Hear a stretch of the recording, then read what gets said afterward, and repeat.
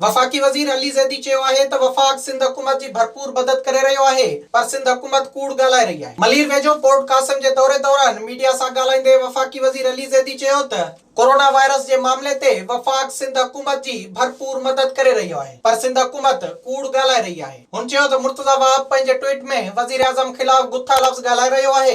असल में हू पाण अहमक आहे। हुननि खे नवाज़ शरीफ़ ऐं ज़रदारी जहिड़ा करप्ट सियासतदान ऐं नाअहल माण्हू घुर्जनि था जन मुल्क खे पूरे तबाह कयो आहे। हिकु सवाल जे जवाब में वफ़ाक़ी वज़ीर चयो त बाज़ीअ में पोर्ट कासिम अथॉरिटी ऐं कराची पोर्ट ट्रस्ट में मक़ामी माण्हुनि खे 82% भर्ती कयो वियो हो, जेका पोइ हाणे कोटा सिस्टम तहत पंजाब ऐं सरहद जे माण्हुनि जूं भर्तियूं करण लाइ दरख़्वास्तूं घुरायूं आहिनि। हुन चयो त कोरोना वायरस जी सूरतहाल में फ्रंट लाइन ते कम कंदड़ डॉक्टरनि ऐं मीडिया जे माण्हुनि खे हू सलाम पेश थो करे जेके पंहिंजो फर्ज़ सर अंजाम ॾेई रहिया आहिनि। विज़िट कयो अवामी आवाज़ मीडिया ग्रुप जी वेबसाइट awamiawaz.pk